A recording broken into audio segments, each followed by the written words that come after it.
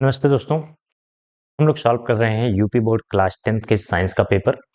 Previous year paper उसमें से हम लोग अभी तक 2024 और 2025 2 साल के कंप्लीटली सॉल्व कर चुके हैं। फिजिक्स वाला पार्ट सॉल्व कर रहे हैं, आप लोगों को पता होगा। और आज शुरू कर रहे हैं 2023 का पहला सेट सॉल्व करेंगे। 2023 में क्या खास है कि 2022 के बाद जो 2023 वाला एग्जाम हुआ था उसमें सिलेबस में काफी चेंज हुआ था। तो कुछ ऐसे पार्ट हैं जो सिलेबस में अब नहीं है, पहले 2023 में थे। सॉरी, 2023 के बाद चेंज हुआ था ना। हाँ, तो अब वो सिलेबस में नहीं है। और जब आपने आंसर पेपर अगर जो भी लिया होगा उसमें ज्यादातर आंसर पेपर में दिया गया है, उसमें स्टार लगा हुआ है। जिन क्वेश्चन पे स्टार लगा हुआ है वो क्वेश्चन आपके सिलेबस अब वाले सिलेबस में नहीं है, जो कि 2023 में थे। तो उन क्वेश्चन को आपको नहीं करना है, हालांकि मैं बताते चलूंगा, लेकिन आप अपने पास एक आंसर पेपर जरूर रखें। तो चलिए शुरू करते हैं। फिजिक्स वाला पार्ट हम लोग सॉल्व कर रहे हैं। पहले जो 7 क्वेश्चन वो विकल्पीय होते हैं। पहला क्वेश्चन है, किसी वस्तु का अवतल दर्पण द्वारा बना प्रतिबिंब आभासी, सीधा एवं वस्तु से बड़ा पाया जाता है। वस्तु की स्थिति कहाँ होनी चाहिए? तो अवतल दर्पण में 6 केस आपको बताया गया होगा। 6 केस बनते हैं और लास्ट वाला जो केस होता है जब वस्तु फोकस और ध्रुव के बीच में रखी जाती है। फोकस और ध्रुव के बीच में, तो उस केस में दर्पण के पीछे बनता है, और दर्पण के पीछे मतलब आभासी, और आभासी है तो सीधा होगा और वस्तु से बड़ा बनता है। तो कौन सा दर्पण स्थिति कहाँ होगी? फोकस व ध्रुव के बीच। ये ऑप्शन आपका सही हो जाएगा। ऑप्शन देख लीजिए कौन सा ऑप्शन है। अ, मुख्य फोकस तथा वक्रता केंद्र के बीच, वक्रता केंद्र वक्रता केंद्र से परे, दर्पण के ध्रुव तथा मुख्य फोकस के बीच। तो ऑप्शन डी जो है ये आपका सही हो जाएगा। ठीक है। और नेक्स्ट क्वेश्चन पे चलते हैं। किसी शब्दकोश में पाए जाने वाले छोटे अक्षरों को पढ़ते समय, यहाँ पे वो मिस हो गया है, आप निम्न में से कौन सा लेंस पसंद करेंगे? तो ऑप्शन में पढ़ दे रहा हूँ कौन कौन सा लेंस दिया है। पहले तो 50 सेंटीमीटर फोकस दूरी का एक उत्तल लेंस दिया गया है। फिर 50 सेंटीमीटर फोकस दूरी का एक अवतल लेंस है। 5 सेंटीमीटर फोकस दूरी का एक उत्तल लेंस, और 5 सेंटीमीटर फोकस दूरी का एक अवतल लेंस। तो इस तरह के 2-3 बार क्वेश्चन आ चुके हैं। मैंने बताया था इसमें एक चीज आपको याद रखनी है। सबसे पहले लेंस कौन सा हम डिसाइड करेंगे? उत्तल लेंस हमें चाहिए होता। क्यों उत्तल लेंस चाहिए होता? उत्तल लेंस में ही एक जो उत्तल, जैसे अवतल दर्पण में 6 केस बनते वैसे उत्तल लेंस में 6 केस बनते। तो लास्ट वाला केस जब प्रकाशिक केंद्र, लेंस के प्रकाशिक केंद्र और फोकस के जो फोकस के बीच में जब वस्तु रखी जाती है, तो वस्तु जो है एक तो सीधा प्रतिबिंब सीधा बनता है, वस्तु से बड़ा बनता है और आभासी बनता है। और यही हमें चाहिए। छोटे अक्षरों को पढ़ना है। छोटे अक्षरों को पढ़ने के लिए हम क्या करेंगे? एक तो हमें सीधा चाहिए, पहली बात प्रतिबिंब, और उसके बाद वस्तु से बड़ा चाहिए, तभी तो छोटे अक्षरों को पढ़ पाएंगे। तो उत्तल लेंस हम प्रयोग करेंगे, और जो फोकस दूरी, एक दो ऑप्शन में उत्तल लेंस होगा आपके। तो एक में फोकस दूरी 50 सेंटीमीटर है, एक में 5 सेंटीमीटर। तो मैंने याद रखने के लिए बताया था आपको कि जो जिस लेंस की फोकस दूरी कम होगी, छोटी होगी, उससे प्रतिबिंब बड़ा बनता है। और उस क्वेश्चन में मैंने समझाया था डिटेल में, 1+d/f करके एक फार्मूला होता है आवर्धन क्षमता का, तो वहां से जो है होता है। तो उत्तल लेंस यूज करेंगे, और छोटी फोकस दूरी तो कितनी, 5 सेंटीमीटर फोकस दूरी का उत्तल लेंस यूज करेंगे। ऑप्शन देख लीजिए कौन सा सही है। 5 सेंटीमीटर फोकस दूरी का उत्तल लेंस, ऑप्शन सी सही है। कौन सा ऑप्शन? नेक्स्ट क्वेश्चन पे चलते हैं। क्वेश्चन नंबर 3, किसी गोलीय दर्पण तथा किसी पतले गोलीय लेंस दोनों की फोकस दूरियां प्रत्येक -15 सेंटीमीटर है। दर्पण तथा लेंस संभवतः हैं। तो ये भी क्वेश्चन दोबारा रिपीट हुआ है। अब मैंने बताया था ना, इसीलिए मेरा मन तो नहीं था 2023 सॉल्व कराने का, लेकिन कुछ बच्चों ने कमेंट किया और ऑफलाइन भी कई बच्चों ने कहा कि 2023 भी सर सॉल्व कराइए, तो फिर मैंने कहा ठीक है करा देते हैं। तो -15 सेंटीमीटर कैसे पहचानेंगे हम कौन सा लेंस है या दर्पण है? तो वो निगेटिव साइन देके, देखो निगेटिव अवतल दर्पण का फोकस दूरी निगेटिव होता है, और अवतल लेंस की फोकस दूरी निगेटिव होती है। हालांकि हमारे दिमाग में एक ये होता है कि जिस तरह से प्रतिबिंब अवतल दर्पण में बनता है, उसी तरह का प्रतिबिंब उत्तल लेंस में बनता है। तो अवतल दर्पण उत्तल लेंस मत करिएगा। फोकस दूरी के केस में दोनों समान तरह से व्यवहार करते हैं। कैसे? जैसे अवतल दर्पण की फोकस दूरी निगेटिव, तो अवतल लेंस की भी फोकस दूरी निगेटिव। उत्तल दर्पण की फोकस दूरी पॉजिटिव, धनात्मक, तो उत्तल लेंस की भी फोकस दूरी धनात्मक ली जाती है, पॉजिटिव ली जाती है। अब ये सब क्यों होता है, कैसे होता है, जब आप क्लास 12th में पढ़ेंगे डिटेल में ऑप्टिक्स, तो वहाँ पे आपको फार्मूले से कैसे निकाला जाता है वो सब पता चलेगा। लेकिन अभी आपके सिलेबस में ये चीज़ें नहीं है, बस ये चीज़ें आपको याद रखनी है कि अवतल दर्पण, अवतल लेंस नेगेटिव फोकस दूरी, उत्तल दर्पण, उत्तल लेंस पॉजिटिव फोकस दूरी। तो कौन सा दोनों लेंस कौन सा हो जाएंगे, चाहे दर्पण हो चाहे लेंस हो, दोनों अवतल होंगे। कौन सा ऑप्शन सही है? दोनों अवतल, पहला ही ऑप्शन सही है, ए। चलिए आइए क्वेश्चन नंबर 4 है, मानव नेत्र के जिस भाग पर किसी वस्तु का प्रतिबिंब बनता है, मानव नेत्र के जिस भाग पर कौन सा, लास्ट में क्या होता था, रेटिना, रेटिना पे बनता था प्रतिबिंब ना, तो रेटिना सही ऑप्शन हो जाएगा। देख लेते हैं ऑप्शन, कॉर्निया, प्रतारिका, पुतली, दृष्टि पटल। तो रेटिना इंग्लिश वर्ड है, इसका हिंदी में दृष्टि पटल, पटल बोलते हैं इसको, दृष्टि पटल। चाहे रेटिना भी कुछ कभी कभी रेटिना लिख देता है, कभी कभी दृष्टि पटल, तो दोनों नाम आपको पता होने चाहिए। तो दृष्टि पटल, ठीक है। ये 4 क्वेश्चन हो गए। चलिए नेक्स्ट क्वेश्चन पे चलते हैं। नेक्स्ट क्वेश्चन है क्वेश्चन नंबर 5, कह रहा है दो चालक तार जिनके पदार्थ लंबाई तथा व्यास समान है,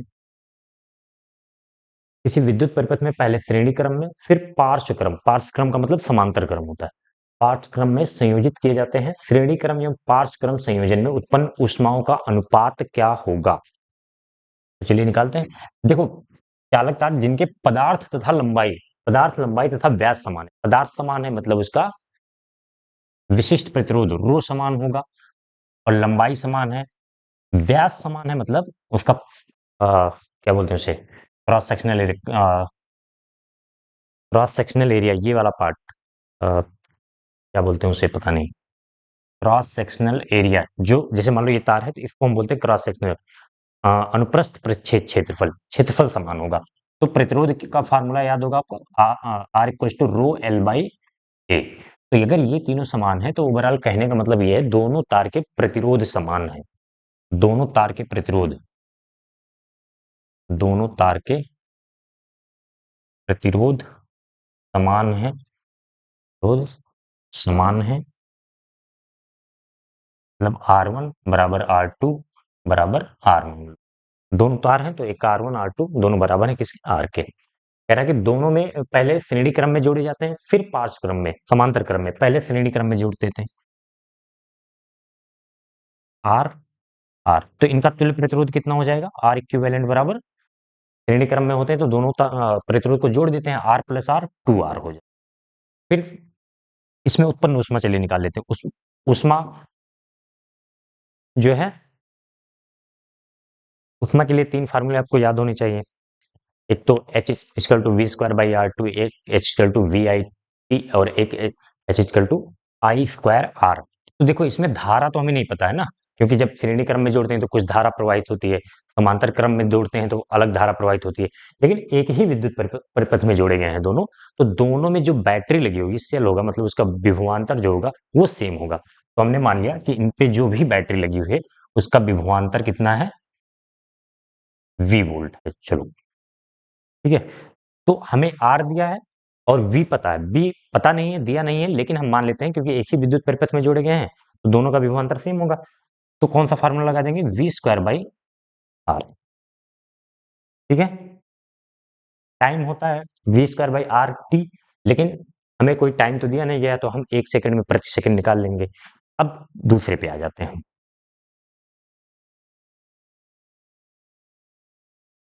समांतर क्रम में जब जोड़ेंगे,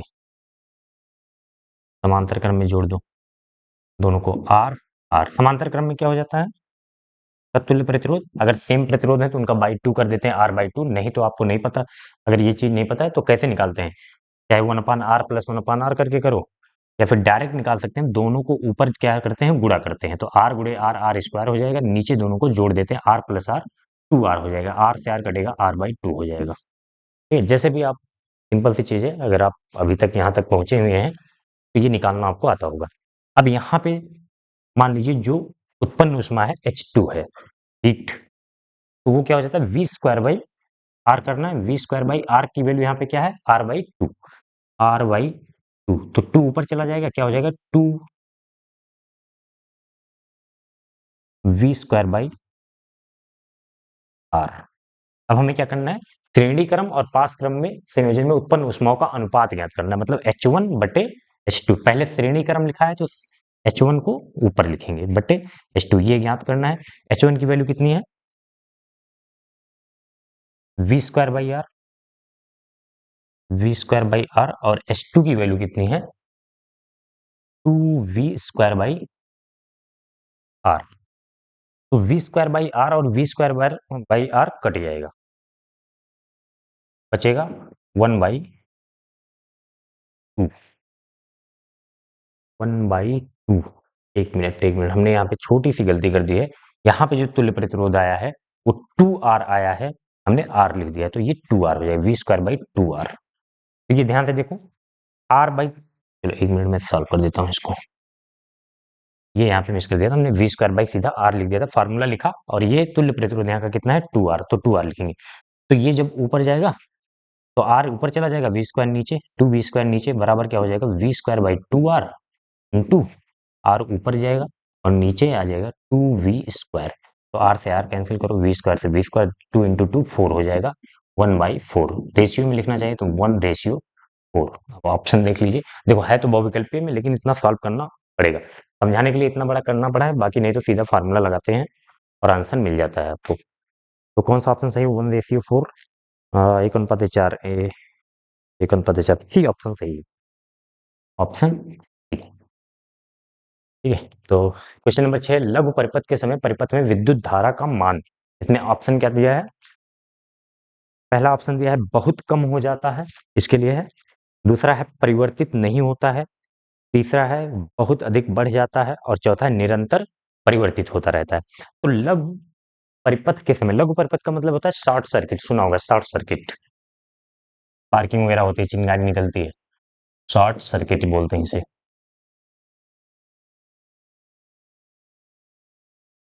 क्या होता है इसमें? बहुत ज्यादा शॉर्ट सर्किट तभी होती है जब बहुत ज्यादा धारा प्रवाहित होती है। जब रेजिस्टेंस लग बहुत कम हो जाता है, प्रतिरोध कम हो जाता है, और प्रतिरोध कम होने के कारण बहुत ज्यादा धारा प्रवाहित होती है एक साथ, तो वहीं पे शॉर्ट सर्किट, उसी प्रोसेस को हम शॉर्ट सर्किट बोलते हैं। तो बहुत अधिक धारा प्रवाहित होती है इसमें, बहुत अधिक धारा प्रवाहित होती है, ये चीज आपको पता होनी। शॉर्ट सर्किट लघु परिपथ मतलब अधिक धारा प्रवाहित होना। कौन सा ऑप्शन सही हो जाएगा? धारा का मान बहुत अधिक बढ़ जाता है, तो ऑप्शन सी, ऑप्शन सी। देखिए ध्यान से, जो क्वेश्चन नंबर 7 है, बहुविकल्पीय का 7 क्वेश्चन होते हैं, ये क्वेश्चन हमने किया 7। अगर आपके पास आंसर पेपर है तो उसमें देखिए, तो उसमें स्टार लगा हुआ है। विद्युत धारा उत्पन्न करने की युक्ति को कहते हैं। इसमें पहला ऑप्शन है जनित्र, दूसरा है गैल्वेनोमीटर, तीसरा अमीटर, चौथा मोटर। तो ये जो 2023 के सिलेबस में थे, जनरेटर और मोटर, दो चीजें थी जो दोनों को हटा दिया गया 2023 के बाद, 24-25 में जो है वहां पे सिलेबस में नहीं है, अभी भी नहीं है। तो इसमें से विद्युत धारा उत्पन्न कौन करता है? जनरेटर, मतलब जनित्र। तो ये ऑप्शन सही होगा, अगर आप करना चाहें तो जनित्र ऑप्शन सही होगा, लेकिन ये आपके सिलेबस में नहीं, इसलिए मैंने लिखा नहीं है। तो फिर आते हैं, चलिए नेक्स्ट क्वेश्चन पे चलते हैं। चलिए, अब यहाँ से शुरू होता है खंड बा। खंड बा में जैसे कि 2024 और 25 में देखा होगा, उसमें से 21, 22, 23, 24 करके होता था। अब इसमें क्या है? 1, 2, 3, 4 करके होता है। 3 क्वेश्चन जो हैं आपको 4-4 नंबर के मिलेंगे, और एक क्वेश्चन 6 नंबर का मिलेगा। तो पहला क्वेश्चन करते हैं खंड बा का। किरण आरेख का उपयोग करके, किरण आरेख का उपयोग करके अवतल दर्पण द्वारा बने प्रतिबिंब की स्थिति एवं प्रकृति लिखिए। दो स्थितियां दी गई हैं, कहा गया है वक्रता केंद्र और फोकस के बीच, मतलब जब वस्तु वक्रता केंद्र और फोकस के बीच में रखी जाए, दूसरा ध्रुव और फोकस के बीच में रखी जाए। तो चलो बना देते हैं, पहला हम बनाते हैं का वाला, का वक्रता केंद्र और फोकस के बीच में हो। लिख दीजिए पूरा, जब वस्तु, ऐसे लिखेंगे, जब वस्तु वक्रता केंद्र और फोकस के बीच में हो, फोकस के बीच में हो। तो कैसे करेंगे? अवतल दर्पण का बनाना है तो पहले अवतल दर्पण बना लीजिए।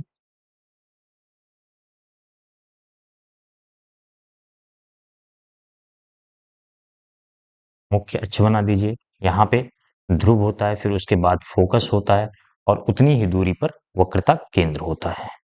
ये आपका बन गया। वस्तु कहाँ रखना है? वक्रता केंद्र सी और फोकस एफ के बीच में, कहीं पे भी रख दीजिए। ये हमने यहां रख दिया। वस्तु को हम नाम दे देते हैं ए बी। ठीक है। अब प्रतिबिंब बनाने के लिए आपने कुछ नियम पढ़े होंगे कि जब वस्तु मुख्य अक्ष के समांतर जाती है, जब आपतित किरण मुख्य अक्ष के समांतर जाती है तो परावर्तन के बाद फोकस से होकर जाती है।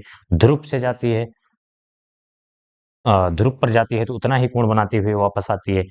और जब फोकस से होकर जाती है तो समांतर हो जाती है।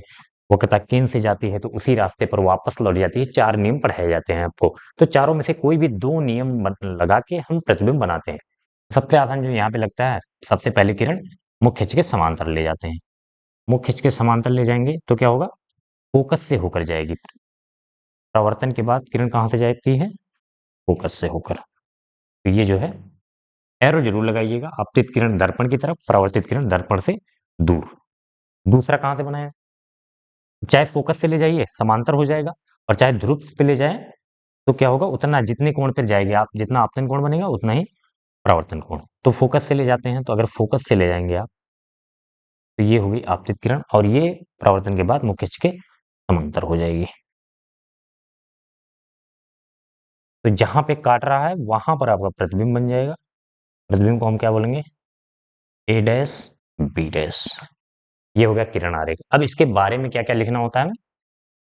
द्वारा प्रतिबिंब की स्थिति एवं प्रकृति लिखिए। तो स्थिति कहाँ पे लिख रही है, बन रही है? वक्रता केंद्र के पीछे और अनंत के बीच में। स्थिति कहाँ? चाहे वक्रता केंद्र के पीछे भी सिर्फ आप लिख सकते हैं, बिहाइंड सेंटर ऑफ कर्वेचर, वक्रता केंद्र के पीछे, चाहे इतना लिखिए, या फिर वक्रता केंद्र के पीछे व अनंत के बीच, दोनों लिख सकते हैं। अब प्रकृति में 3 चीजें बताई जाती हैं। प्रकृति में क्या क्या बताया जाता है? प्रतिबिंब कैसा उल्टा है या सीधा है, आभासी है या वास्तविक है, और तीसरा बताया जाता है प्रतिबिंब का आकार वस्तु से तुलना करके। तो दूसरा पहले हम बताते हैं आभासी है या वास्तविक। आभासी वास्तविक कैसे पहचानते हैं? सबसे आसान, दर्पण में तो सबसे आसान होता है। अगर दर्पण के सामने बन रहा है प्रतिबिंब तो वो वास्तविक होता है, दर्पण के पीछे बनता है तो आभासी। तो यहाँ पे दर्पण के सामने बन रहा है तो कैसा हो जाएगा? वास्तविक। प्रतिबिंब कैसा हो जाएगा? वास्तविक। फिर उसके बाद तीसरा हमें क्या बताना होता है? प्रतिबिंब उल्टा बन रहा है या सीधा। तो यहाँ पे दिख रहा होगा, ये एरो वाले पार्ट से जो चल के आई है आपतित किरण दोनों, और कहाँ मिल रही है? नीचे। तो मतलब ये उल्टा बना हुआ, उल्टा। फिर चौथा दिख रहा है ना? तो चौथा लास्ट पार्ट में बताना होता है प्रतिबिंब का आकार।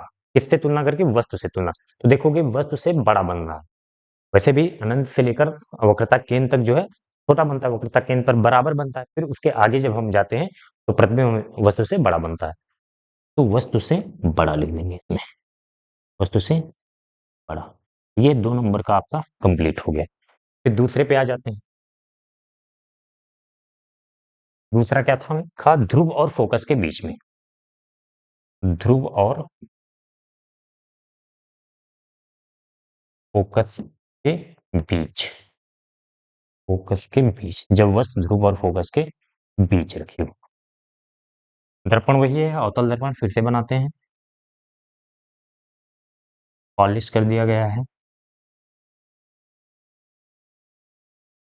ओके, अच्छा बना दिया। यहाँ पे ध्रुव हो जाएगा, सी से लिखते हैं। फिर फोकस, और यहाँ पे वक्रता केंद्र सी, सेंटर ऑफ कर्वेचर। इस बार कहाँ रखा गया? ध्रुव और फोकस के बीच, तो यहाँ कहीं पर रखा गया है। देखो, अगर आपको 6 केस याद हैं फिर तो बनाने में आसान होगा। नहीं तो बनाने में, क्योंकि हम नाप के तो बना रहे हैं, बना नहीं पाएंगे सारी चीजें, और इधर आगे पीछे हो सकता है। लेकिन अगर आपको वो केस याद रहेगा, जैसे अगर ये आपको किसी को पता है कि ध्रुव और फोकस के बीच जब वस्तु को रखते हैं तो कैसा बनता है? आभासी बनता है, दर्पण के पीछे बनता है। तो वो चीज आसान हो जाएगी। समांतर जाने वाली किरण क्या होगी? फोकस से होकर जाएगी। फोकस से बना दिया। फिर दूसरी, अब ध्रुव भी बचती है, पीछे फोकस तो ले नहीं जाएंगे। ध्रुव पे जब आएगी उतने ही कोण पर। अब देखेंगे एक चीज यहाँ पे, जैसे जैसे हम दूर आ रहे हैं तो ये दोनों किरणें, परावर्तित किरणें दूर होती जा रही हैं, मतलब इनके आगे मिलने का कोई चांस नहीं है। जब वास्तव में न मिले, आगे न मिले चल के, तो उनको हम क्या करते हैं? पीछे बढ़ाते हैं। तो पीछे बढ़ाएंगे ऐसे, इसको भी पीछे बढ़ाएंगे। यहाँ कहीं पर आकर ये काट रही है, ये बन जाएगा, इसका नाम ए बी रख देंगे और इसका हो जाएगा ए डैश बी डैश। ठीक है, तो प्रतिबिंब देखेंगे कहाँ बन रहा है, दर्पण के पीछे बन रहा है। स्थिति पहले बतानी है। पहला, दर्पण के पीछे, दर्पण के पीछे बन रहा है। दूसरा क्या हो रहा है, दूसरा फिर वास्तविक और आभासी बताएंगे। मैंने अभी बताया दर्पण के पीछे बनेगा तो आभासी, सामने बनेगा तो वास्तविक। तो कैसा प्रतिबिंब है, आभासी है। तीसरा, तीसरा क्या बताएंगे हम, उल्टा बन रहा है या सीधा। तो देखो एरो वाले पार्ट से, जहाँ पे एरो का निशान बना हो वहां से आपतित किरणें आई थी और ऊपर ही मिल रही, मतलब प्रतिबिंब क्या है, सीधा बना, सीधा बना है। और चौथा, वस्तु से बड़ा दिख ही रहा होगा आपको, वस्तु से, ठीक है, यहाँ तक दिख रहा है। तो ये क्वेश्चन कंप्लीट होता है पहला। 4 नंबर, 2 नंबर का ये था, 2 नंबर का ये था। नेक्स्ट क्वेश्चन पे चलते हैं। चलिए नेक्स्ट क्वेश्चन है, क्वेश्चन नंबर 2। कह रहा है कि 5 सेंटीमीटर लंबाई की कोई वस्तु 30 सेंटीमीटर वक्रता त्रिज्या के किसी दर्पण के सामने 20 सेंटीमीटर दूरी पर रखी गई है। प्रतिबिंब की स्थिति, प्रकृति तथा आकार ज्ञात कीजिए। वस्तु की दूरी दी गई है कितनी, 20 सेंटीमीटर। और क्या दिया गया है, वक्रता त्रिज्या दिया गया 30 सेंटीमीटर। तो वक्रता त्रिज्या का आधा कर देंगे तो हमें फोकस दूरी मिल जाएगी। और दर्पण कौन सा है, ये क्या दिया है, त्रिज्या के किसी दर्पण के सामने। 1 मिनट में फिर से चेक कर लेता हूँ, इसमें भी किसी दर्पण ही लिखा है। तो हम कौन सा दर्पण मान के करें, दर्पण तो बताना पड़ेगा ना, या फिर ऐसी कोई इंफॉर्मेशन भी क्वेश्चन में नहीं दिया गया है जिससे पता लग सके ये कौन सा दर्पण, जैसे आकृति के बारे में या फिर आकार के बारे में कुछ दिया होता तो हम उससे अंदाजा लगा लेते कौन सा दर्पण है। यहाँ पे हम दर्पण नहीं बता सकते, कोई दर्पण हमें मानना पड़ेगा। क्योंकि अगर अवतल दर्पण मानेंगे तो उसकी फोकस दूरी हम ऋणात्मक नेगेटिव रखते हैं, और अगर उत्तल दर्पण मानेंगे तो उसकी फोकस दूरी धनात्मक रखेंगे। तो कौन सा रखें। अब यहाँ पे कंफ्यूजन ना, तो इसमें दिया नहीं गया है। आपके पास जो भी अनसॉल्व पेपर है उसमें आप एक बार चेक कर लीजिए, अवतल है उत्तल, और या फिर बुक में कहीं भी आपको ये क्वेश्चन मिले तो आप देख लीजिए। मैं अवतल दर्पण मान के इसको करा दे रहा हूँ। और अगर अवतल दर्पण आपको समझ में आ गया है तो उत्तल दर्पण के लिए सिर्फ आपको फोकस दूरी का चिन्ह चेंज करना होगा। अवतल दर्पण के लिए माइनस लेंगे, उत्तल दर्पण के लिए फोकस दूरी का चिन्ह धनात्मक ले लेंगे। ठीक है, इतना करना है। बाकी सारी चीजें अगर ये आप ये क्वेश्चन समझ लीजिए, उत्तल दर्पण वाला आप खुद कर लेंगे। तो अवतल दर्पण मैं मान के कर रहा हूँ, कौन सा, अवतल दर्पण। ठीक है, अब क्या करते हैं, पहले तो वक्रता त्रिज्या दी गई, वक्रता त्रिज्या से हम क्या निकालेंगे, फोकस दूरी। एफ इक्वल टू होता है आर बाई 2। तो 30/2 करेंगे, आ जाएगा ये 15 सेंटीमीटर।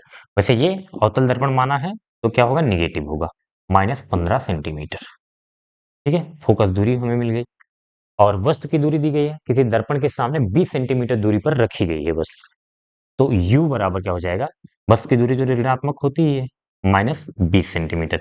ये दो इंफॉर्मेशन दी गई है हमें।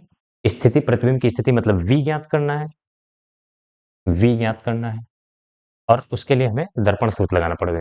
अगर v ज्ञात कर लेंगे उसके बाद आवर्धन आवर्धन क्षमता m निकालेंगे, उससे जो है प्रकृति और आकार के बारे में पता चल जाएगा। वस्तु की लंबाई नहीं दी गई है क्या, 5 सेंटीमीटर वस्तु की लंबाई, मतलब HO हाइट ऑफ ऑब्जेक्ट दिया गया है 5 सेंटीमीटर। तो इसको हम प्लस में ही लेते हैं, हम मानते हैं मुख्य अक्ष के ऊपर ही रखी गई है। तो निकाले, पहले दर्पण सूत्र लिखेंगे, 1/f equal to 1/v plus 1/u। यहां से v निकाल लेंगे हम। चलो, तो देखो एक तो ये फार्मूला होता है, और अगर आपको कुछ बच्चे के साथ समस्या क्या होती है, वो एलसीएम लेके इसको सॉल्व भी नहीं कर पाते, तो उनके लिए सीधा सीधा फार्मूला होता है v इक्वल टू क्या हो जाएगा, you F upon U minus F. यही होगा ना, अनुपान यू, यू माइनस एफ। ठीक है, डायरेक्ट इसमें रख दीजिए अगर आपको ये सॉल्व करने में दिक्कत होती है। क्योंकि अगर हमें क्या निकालना है, वी ही निकालना है ओवरऑल, तो हम इसमें वैल्यू रखेंगे, 1/u को इधर ले जाएंगे, फिर एलसीएम लेके सॉल्व करेंगे। इससे अच्छा क्या है, आप ये फार्मूला याद रखें, V equal to U F upon U minus F. तो इसी में मैं रख दे रहा हूँ। V बराबर क्या हो जाएगा, U F, you into F, चिन्ह के साथ रखना, चिन्ह में गलती नहीं होनी चाहिए।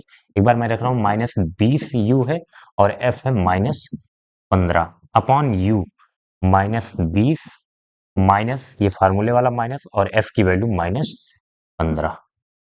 ठीक है, अब इनको सॉल्व करें हम, माइनस इंटू माइनस प्लस हो जाएगा और 15 दूनी 30, तो ये 300 हो जाएगा ऊपर, माइनस इंटू माइनस ये प्लस, तो -20 प्लस 15 कितना हो जाएगा, -5, -5। इसको डिवाइड कर दिए, 5 छक्के 30, जीरो और एक चिन्ह माइनस बचा हुआ है, इसलिए v की वैल्यू -60। ठीक है, तो v की वैल्यू कितनी आ गई, दिख रहा है यहाँ तक, -60 सेंटीमीटर। अब इससे मतलब क्या है, ये प्रतिबिंब की स्थिति पता चल गई। प्रतिबिंब की स्थिति माइनस का है, माइनस का मतलब दर्पण के आगे सामने ही बना है ना, तभी तो वस्तु की तरफ बना होगा, तभी तो माइनस में आ रहा है। ऐसे ही तो होता दर्पण, इधर ही वस्तु रखी जाती है तो वस्तु की दूरी माइनस है, तो अगर प्रतिबिंब की दूरी माइनस में आ रहा है तो मतलब इधर ही बना है, और दर्पण के सामने बना है तो कौन सा, दर्पण के सामने है तो वास्तविक प्रतिबिंब। देखो इस निगेटिव चिन्ह से हम दो चीजें बता सकते हैं, एक तो ये -60 सेंटीमीटर पर दर्पण के सामने, या फिर आप लिख सकते हैं वस्तु की तरफ, वस्तु की तरफ। और इसी से इस माइनस चिन्ह को देख के हम बता सकते हैं दर्पण के सामने है तो दर्पण के सामने कैसा प्रतिबिंब बनता है, वास्तविक, दिख रहा है ना यहाँ तक।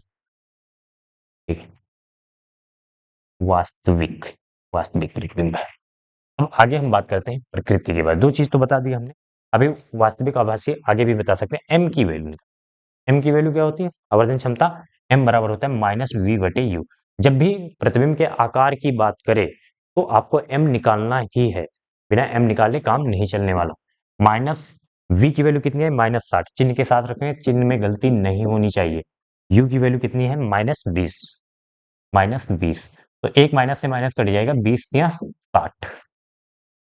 ठीक है, एक माइनस बचा हुआ है -3, एम बराबर आ गया -3। माइनस का मतलब है उल्टा, अगर एम की वैल्यू निगेटिव आ रही है तो प्रतिबिंब उल्टा बनेगा, और उल्टा होता है तो वास्तविक होता है। ये माइनस चिन्ह क्या बता देगा, उल्टा बन रहा है। दो चीजें आपको पता, तीन चीजें पता चल गई, वस्तु की स्थिति 60 सेंटीमीटर पर है, वास्तविक है, उल्टा है, आकार पता करना है, क्योंकि हमें देखो अगर m की वैल्यू एक से अधिक आती है, एक से बड़ी आती है तो प्रतिबिंब हमेशा वस्तु से बड़ा बनेगा, एक से कम आता है तो प्रतिबिंब वस्तु से छोटा बनेगा, और अगर एक आ जाए तो प्रतिबिंब वस्तु के बराबर बनता है। ये चीज आपको पता होगी। यहाँ पे 3 आ रहा है तो 3 गुना बनेगा, और माइनस क्या बता रहा है कि उल्टा बना है प्रतिबिंब। अगर निकालना चाहते हैं आप तो एक फार्मूला होता है m बराबर HI/HO, मतलब प्रतिबिंब की ऊंचाई बटे वस्तु की ऊंचाई।